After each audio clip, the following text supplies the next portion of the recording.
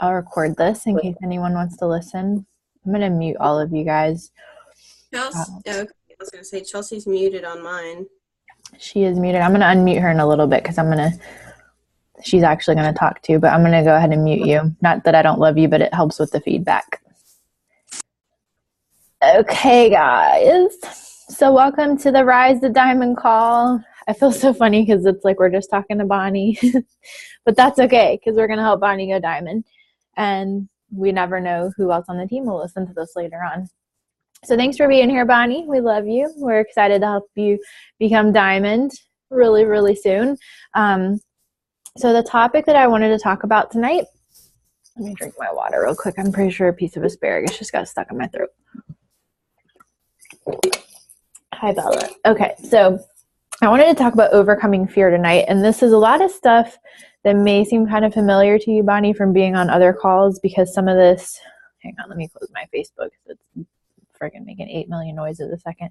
Some of this is stuff that I've already talked about before, but I really just wanted to talk about this particular topic just because it's near and dear to my heart, because as you know, both of you guys know, I had a lot of fear in me that held me back in my business for a really long time, and I don't really think I was truly consistent with the amount of effort that I put in until October, after I went to Tony Robbins and got over all my fear.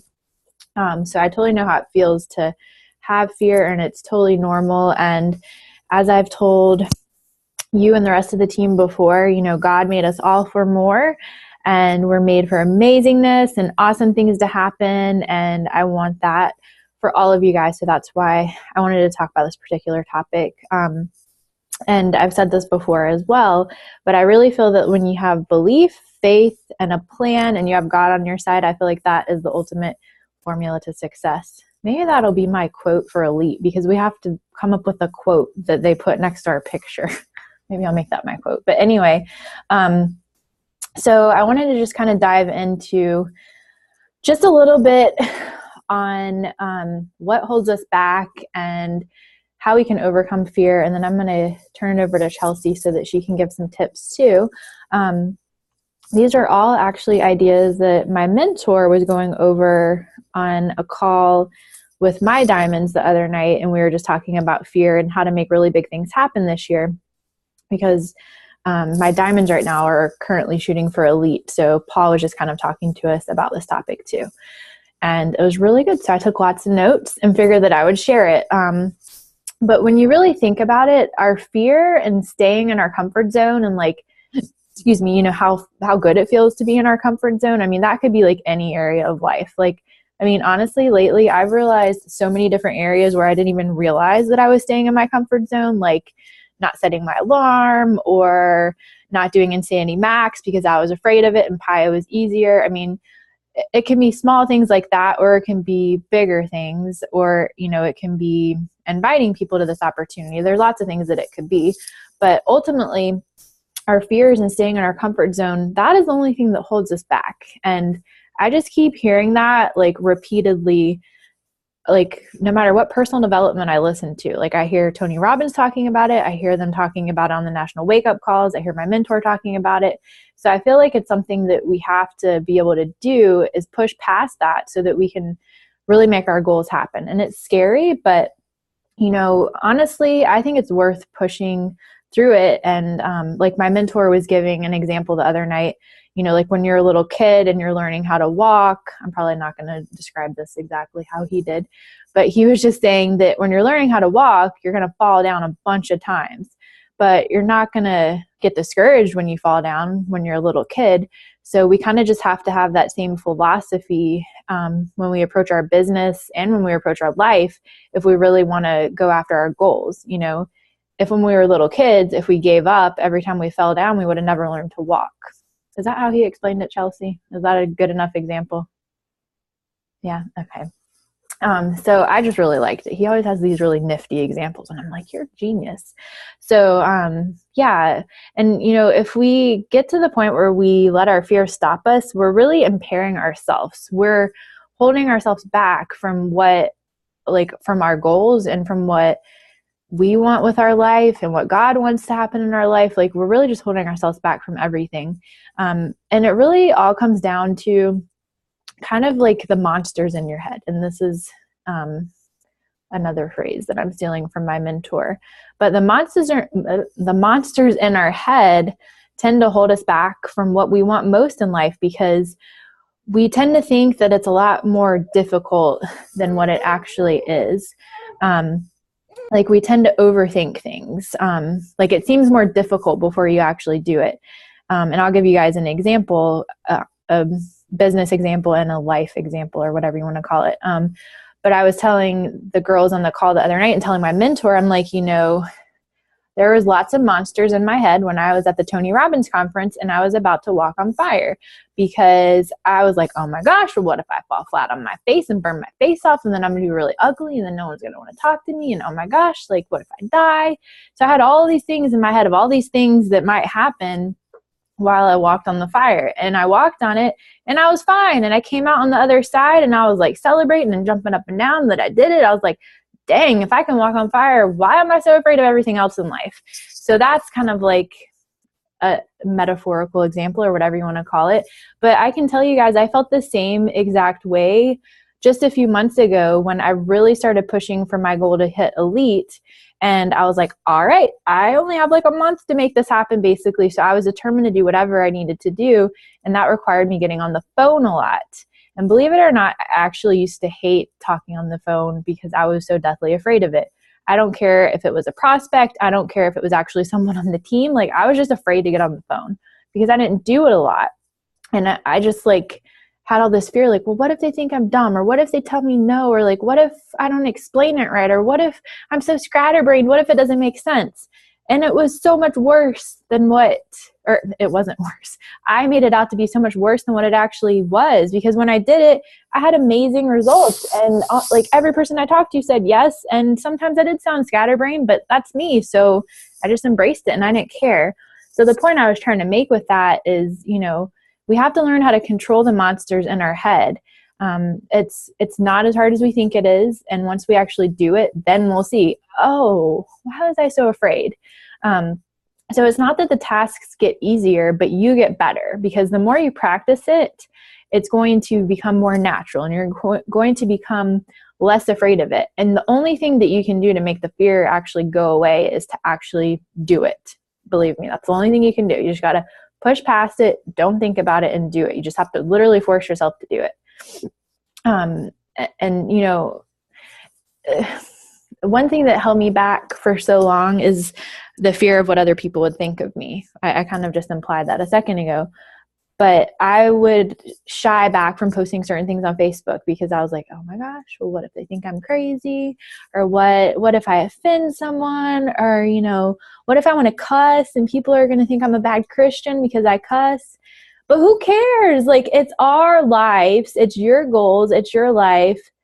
Who cares? If people on Facebook think you're crazy, screw them. They don't matter anyway. So that's what I think.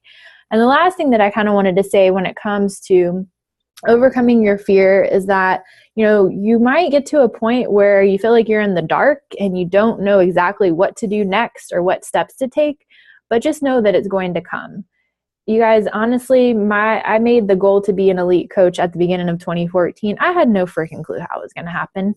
I started to realize that it could happen in October, but I had no clue what was going to happen day by day. Like, I just took it day by day and just stayed focused on the fact that I knew it would happen, and I just trusted the process. So what I do encourage you guys to do is to not, stay stuck in the fear, over analyzing stuff or worrying about what if, and just worry about the things that you can control. Don't worry about anything else. And the number one thing that you can control is the amount of people that you talk to. So the more people you talk to, the more likely of a chance that you're going to get that people are going to tell you yes. So that was just kind of what I wanted to go over. It's pretty short and simple, but I just thought that it was something good to talk about. And now I just wanted to just talk to Chelsea a little bit, because when I'm going to unmute you. Is that okay, Boo? Chelsea became a coach in July, right? So Chelsea became a coach in July. Me and Chelsea met on Instagram. Chelsea and I are BFFs now, and we love each other. But at first, I had to push her through some comfort zones and fears, and she's impressed me and amazed me with everything that she's done. She built her business probably 1,000 times faster than I built mine. So she's pretty amazing, and she came past a lot of fears, and I've seen her grow immensely in the short amount of time that I've known her. So that's why I wanted her to talk. So Chelsea, do you want to just real quick share your story of, maybe kind of how you felt before, like what fears that you had before you became Diamond, and just a little bit about your story, how you got through it, and then maybe how you felt after, like once on the other side, once you were Diamond, if that made sense. Okay. First of all, I think that you still always push me to overcome things that I don't want to do, and I'll always thank you for it, even if I hate you for it at the time. But I think that, so my story, obviously when I first started, I mean, my fears were the same as everyone else. I didn't want to be a salesperson, and I didn't know if I could succeed at this without like selling to people, or, I didn't want to talk to anyone, and I didn't know what to say to anyone. And I just wanted people to come to me, and I would just end up being a 6-figure earner, and it would just be easy doing nothing. But that's not the case. I didn't plan to tell my story. I have to think about this. So my fears, I mean, I just wrote them down. Hang on one second. My fear originally was talking to people. I could post all day long. I'm always like a technology person. I can text more than I can talk to people on the phone, as you know. And I've always been someone that kind of posts on social media no matter what anyway, like whether it's my dog or my husband or whatever I'm posting about, I was always open to posting on social media. But when it came to like approaching people, inviting people, telling people about what I was doing, I was kind of, I didn't really feel like I knew what I was doing. I didn't feel like I could coach people. I wasn't confident in myself. I didn't want to push people when they said no. I was just like, okay, thanks, bye. And that didn't get me anywhere. I think that when I decided that I wanted to go Diamond, there were like 3 huge things that definitely helped me overcome fear. And the first was like absolutely just watching the success of other people, like watching Jess's video, watching Lindsay's video, seeing everyone else go Diamond, seeing the benefits of going Diamond, seeing, the financial freedom that so many other upline coaches had. It was basically just like, if they can do it, why can't I do it? I want that. So I would just keep watching videos of other coaches that have been really successful and kind of just listening to how they overcame their fears, and how successful they are now. And I was just like, that can be me. That can absolutely be me. Because if it's them, why can't I do it? And I think that was the number one. And the second thing would probably be just remembering why I'm doing this. I can think like maybe twice a week I would be like, oh, I don't want to do this anymore. This is just too hard. Do I really want to do this? How long is it going to take me to be successful?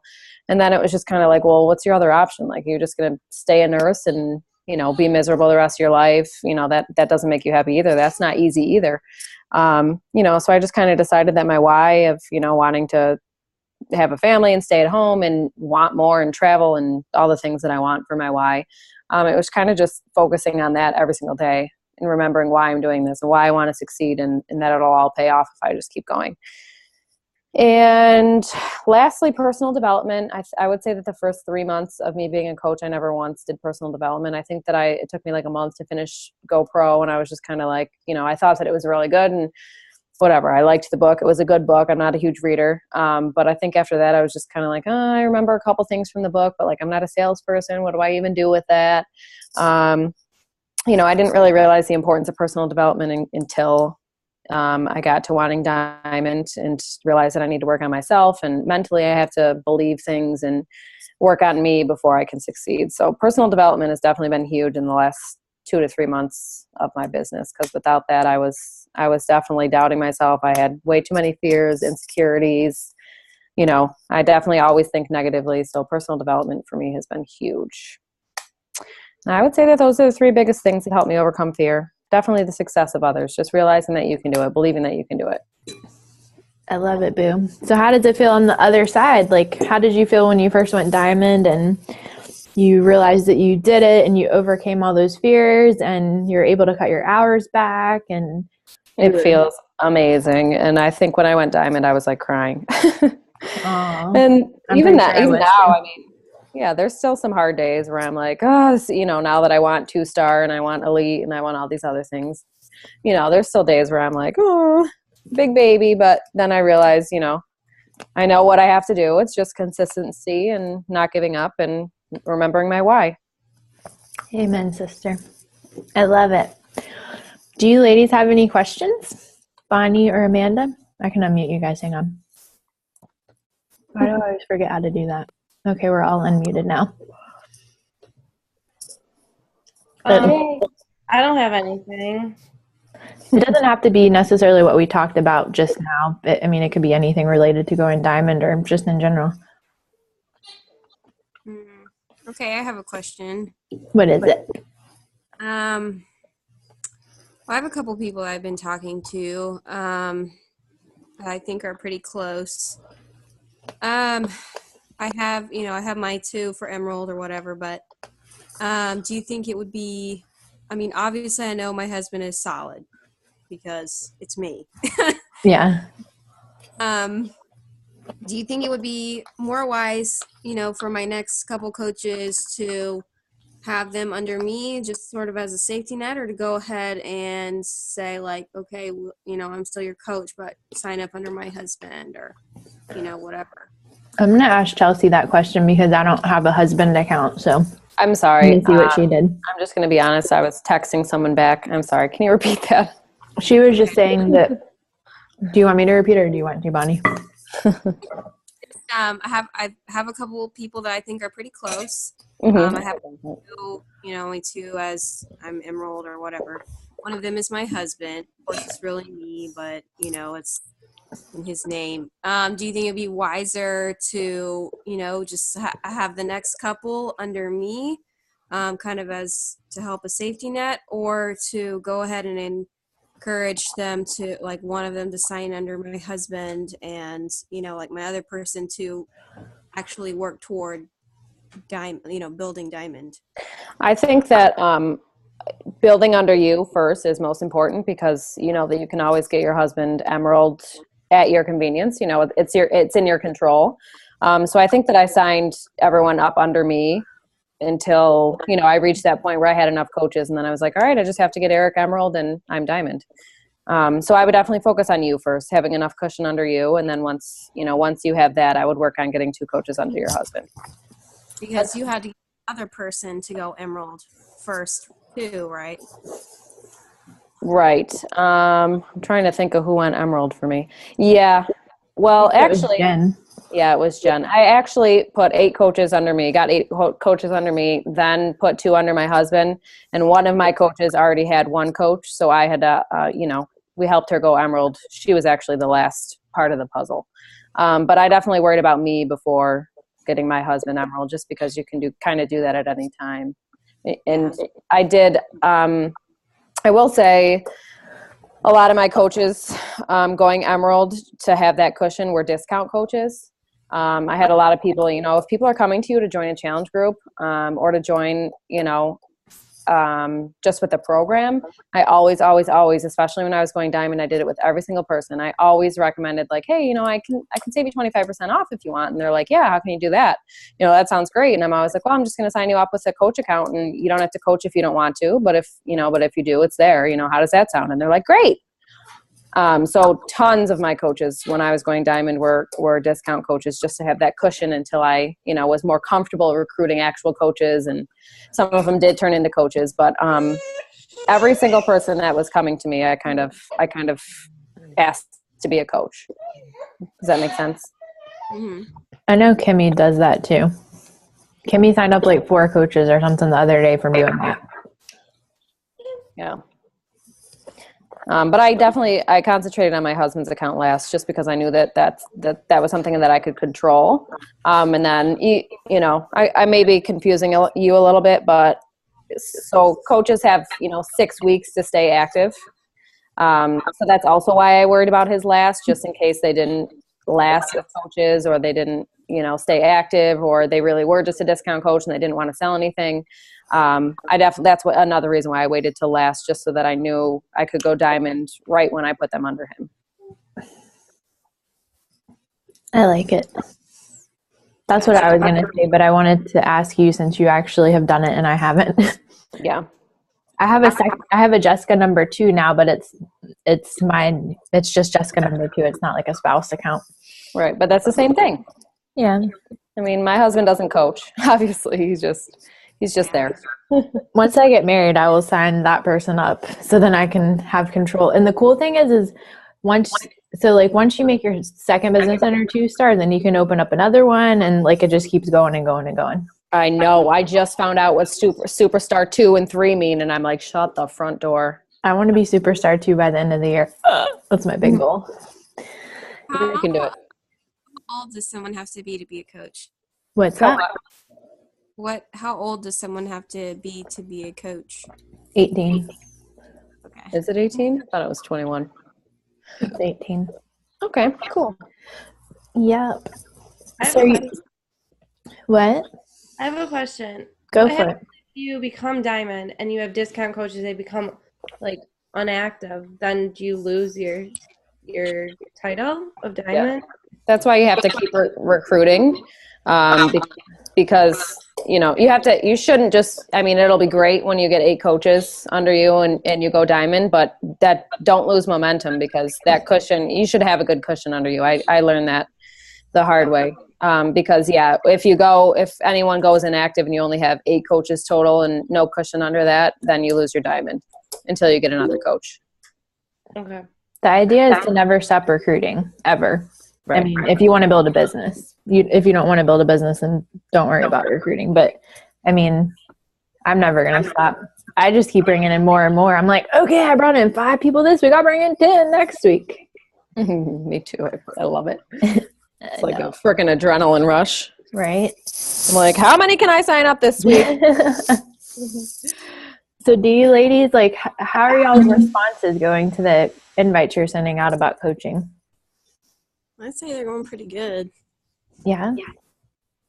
Amanda's been getting a lot of, oh, sorry, Bonnie, go ahead. Oh, no, that's okay. I was going to say I'm pickier about who I, try to target as coach, though, than just challenges. Granted, obviously, I think it's smart to ask everyone. But sorry, I try to plug this thing in. I think this is just my opinion, and this is just how I built my business, and it's your business, so I want you to do it however you want to do it. But I didn't really get picky until recently, and even now, sometimes I'm not picky, because it really is a numbers game. You just never know. You could think someone's going to be really good, and you could bring them in, and they could suck, or vice versa. You could think someone's going to be, I don't even know what I just said. No, you're absolutely right. That made sense. Okay. So yeah, you just never know. So my philosophy is I'm not going to stop inviting until I've invited everyone on my list, but that's going to be never, because my list grows every day. So that's just my philosophy. I get where you're going with that, but I just think that in order to make big goals like diamond happen, that sometimes being selective can hurt that process. But it's possible. That's just my opinion. Yeah. I don't mean to knock down what you're doing or anything like that. I think that the only time I'm ever going to be picky is when I'm so successful that I just don't have time for people that aren't going to work their asses off. Yeah. But you can honestly only work with the willing. Right. Do you guys use the closing questions when you're talking to coach prospects? Do you guys? I haven't really used them yet, just because the people I've been talking to, I have a relationship with, so I feel like I can talk to them a different way. But I haven't actually reached out to people I'm not super close with. You know what I mean? I haven't actually reached out to new people that I don't know yet. So I feel like when I do that, then I'll use those closing questions. So where are y'all's conversations at? Are people actually signing up? I have a bunch of people that are their whole thing is money. They want to sign up and they're willing to sign up. Like we talked to someone today, and she like keeps texting me about it. Like she's so excited, but then she keeps saying, "Well, because of the holidays, I just need to like wait for my paycheck." And that's what like 5 people's excuses have been. Have you worked with Chelsea on what to say back to those people? Yeah, I did this a 3-way call with that girl today. And she's very interested. She's going to do it, but I will be honest that like I've only done I think 3 ways with her so far, and when it comes to them saying an objection, I don't feel like I was very good. Like I don't feel like I'm good at being pushy on the phone or in person. I used to feel that way too. Like I was actually really afraid to like overcome an objection on the phone, but when I was going for elite, I'm like, well, I'm going to be elite, so I'm going to have to push myself way out of my comfort zone. And the first time I did it, like it kind of sucked, but I'm pretty sure I've done it on the phone with one of your prospects, Chelsea, maybe. I don't really know. But yeah, like, I just didn't. I don't. I'm making an excuse. I mean, I said, I totally understand because she just came back from New York City and spent too much money, and I'm like, I understand, girl. You know, we all spend too much money around the holidays, and I was just like, but like I said, the sooner that you get in, the better, because you know that's the better placement. You know, I said the placement thing, and she was just like, yeah, it's definitely going to be in the next 10 days, and I just like I couldn't push her anymore. I just got too nervous. I'm sorry. well, 2 things. This is how I don't look at it as pushing people. I look at it as helping them find a way to do it because I care. So that's kind of how I say it when I'm talking to them. Like if someone like Chelsea, let's pretend that you tell me, Jessica, I want to, but I don't have the money. So I'd be like, Chelsea, I totally understand how you feel, girl. Like the holidays, like I spent way more money too. And, you know, I say this because I care about you, but if you're really in that situation, then that's even more of a reason why you need to find a way to start now. And, you know, I totally felt that way before Beachbody too. Like I was totally, you know, tight with money. I lived paycheck to paycheck, and I remember how that feels. And I don't want you to have to feel that way anymore. You know, my friend Lindsay has been able to pay off $80,000 of debt within like a year and a half of becoming a coach. And I would love to help you be able to do the same. So, you know, there's some ways that I can suggest to you on how you can get started now. How does that sound? Right. So that's basically what I say. And I actually have it all typed out in a script. Yeah, I have that saved on my phone, and I've like everywhere, and I've said that to people via social media, and I have gotten people that way. It just takes practice. It is scary though. It is, and she had just told us that she doesn't need a job. So yeah, she's like, I don't need. She not afford it. Right. Like, so I just didn't know what to do. like she's about to be 24 years old, and her parents still give her everything in the world. What is her why? Like, why does she want to do it? She went to school for like, what was it? She's going to school. She's getting her master's, and she's going to be a dietitian. She graduates in May, and she's just like, you know, it's my foot in the door, and it's experience, and it's a different way to go about health and fitness, blah, blah, blah. You know, it'd be great to help people in a different way. But she, you know, but that's true. I should have been like, well, if you don't need a job, then you should have extra money. Ask your parents for it. But I didn't want to. Well, what I kind of say is like I give people a list of like 5 or 4 different things, and I'm like, number 1, you could ask people to borrow the money. Number 2, you could ask for $10, $20 here and there. Number 3, you could take the money out your savings account. And then I tell them the story about how Melissa did that when she signed up, and how, you know, after 8 months she quit her job and I helped her earn it back. And I think the last thing I say is put it on your credit card and I'll help you earn it back right away, or something like that. So I would say with people like that, do you guys follow up with them and let them know about the next boot camp that's coming up every month and let them know about the deadline? I texted her. She texted me after the call, probably for like 20 minutes after the call too. So then she started talking about Shakeology because she has like all these problems. So she wanted to know more about, she like wants to research Shakeology. I would just say with her, if you guys just keep in contact with her and just make sure the next boot camp is on the 19th. So I would even reach out to her like on Monday and just tell her like the deadline to sign up is next Friday. Cause I mean, technically it would be. Yeah. Cause today's the 8th. So that's what I would do. And if she gives you some kind of excuse, then I would just kind of say what we just talked about and just say like, I thought you didn't need to work. Like, can't your parents help you sign up? And I mean, like, you don't want to sound pushy. Like, I always preface that with, you know, I know that you really want to do this. I'm just trying to help you figure out ways to start. I always kind of say to people too, like, I'm not trying to push you. All I'm trying to do is help. Yeah. Right. I'm really sorry. I'm going to have to go for the evening. I only got like 4% on my phone and baby's awake. Aww. Okay, girl. Go enjoy him. Okay. All right, girl. Have a good night. Ew. Bye. Amanda, I was just thinking of something when you said that you haven't really reached out to anyone that like you're not close with. I'm kind of wondering maybe if you should like start on people that you're not as close with, because maybe, you know, I know with like my friends, I kind of just say, this is what you can do. You've seen what I can do. You've seen this. I know that your boyfriend thinks that it's a pyramid scheme, but you know, this is what it is. Do you want to do it? And when they say no, I'm just kind of like, okay, I'm not going to push you, because I see them all the time and I'm just not comfortable with that for certain people. A lot of my friends have signed up.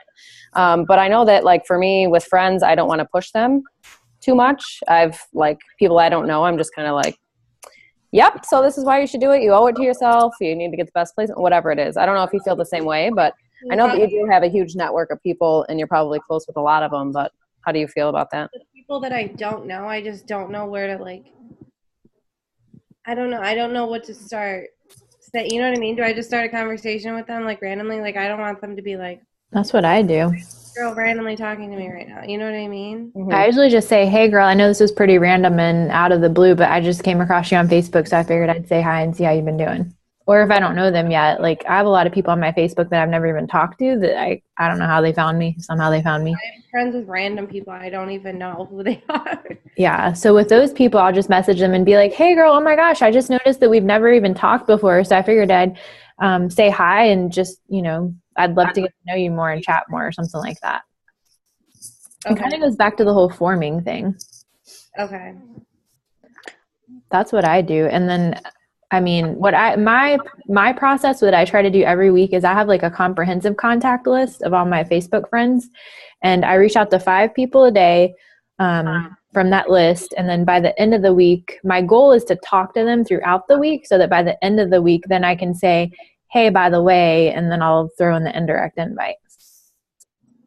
Okay, so you talk to them for about it. Because I feel like I push people too soon, and that's why either they don't respond back or they kind of are just hesitant about it. I feel like I do that too. I Like, mean, so I just want it. I want to be diamond so bad that I feel like I just like bring it up too soon in the conversation. Like I don't transition it properly into it. I think that's my biggest mistake right now. I totally understand what you're saying, because I felt that way sometimes before too, but sometimes I just think that's a fear that we have in general because they don't respond. So we think of all the things of why they don't respond, and half the time it has nothing to do with us. It's because they got busy or they didn't read it yet, or like you just never know. Half the time, like I even get to the point now where people ignore me and ignore me and ignore me, and then they finally respond. I'll be like, did I say something wrong? Why'd you stop responding? And they'll be like, oh my gosh, no, I got busy. So I think that we think that in our head. I think that as long as we're cautious about that as we're talking to people, and we just make sure that we're professional about it, and we're not like messaging people we don't even know and like saying, hey, would you like to come join me? Like that would totally be inappropriate. But I think if you're already in a conversation, I mean, I think it's just things that we think in our heads because we don't want to be pushy. Mm-hmm. And sometimes just for me posting all the time, like even just new people that I start forming with, like when you go through the forming and eventually you get to like recreation or, you know, the message, usually at recreation, people are like, yeah, so I've seen your post. Like, what is it exactly that you do? Or, you know, are you something health and fitness related? Because I've seen, you know, and these are my goals. I'm trying to do this. And I'm just like, oh, great. They brought it up. That's wonderful. Like, I don't have to do anything. Exactly. Half the time I have 60 friend requests that I got today on Facebook. I don't know where all these people are coming from, but like these people are like messaging me now and being like, oh my gosh, what do you do? I want to do it. Oh my gosh, I want to work out. I'm like, where are the people coming from? Like, are you just raining down from heaven? Like, where are you? I can't wait for that to happen. But I've literally, ever since I put that tag on my Facebook, that like Facebook friend me, Chelsea Weemat, as like my tag. Instagram. Yeah, on Instagram, so many, like I've gotten so many random friend requests. So I just message all of them like, hey girl, thanks for the ad. Like, how are you? And then I just start talking to them. Yeah. And I think over the last like 2 or 3 weeks, I've probably added like 200 to 300 people on Facebook. Just from going through from Instagram and from going through the people you may know. I don't fucking know them. I don't know them at all. Yeah. Like, I think they went to my high school, but I don't know them. And I'm just like, add. As long as we have more than like 10 friends in common, I add them. Yeah, I do it even if it's only one mutual. Yeah. And then like some of them, I get a lot of people that are like, do I know you? Or like they don't respond. And then I'm just like, I say something again, like, hey, like, how are you? How was your Christmas? Whatever. But I do struggle like with people that I don't know, like, should I just send out an invite or, do I just keep following up with them? Because some people have been kind of hesitant lately, but I don't care about them. My rule of thumb, like I was talking to Paul and Lindsay about it, like, when like in October, right when I was like, all right, I'm just going to be elite. I'm just going to do whatever it takes. Like Lindsay was like, do you care what they think? I'm like, no. She's like, do you want to be elite? I'm like, yeah. She's like, well, you need to do it then. And I'm like, you're right. I have to just stop thinking about it and just do it. Yep. We have less than a minute. So I have like one thing that I was going to have you guys do. Chelsea, you already did this because Paul had you guys do it the other day. But I want you to think about one thing that you're afraid of with this business and send it to, I was going to say your upline, but Chelsea, since there's only us 3 on here, send it to Chelsea and then you guys can figure out a plan on how to overcome it.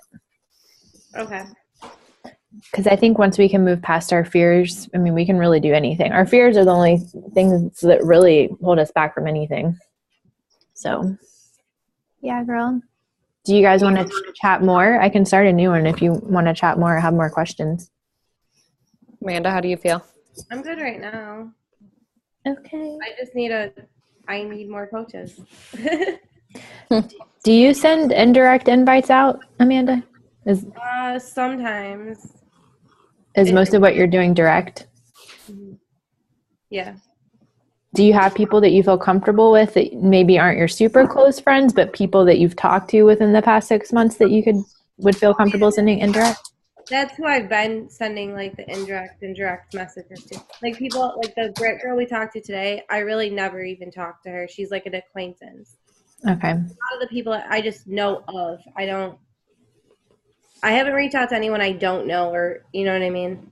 I haven't ever spoke to that. I would just start forming everybody that's on your, I mean, not at the same time, but like I would just start reaching out to people so that you can get to that point where then you can end up with an invite. Mm-hmm.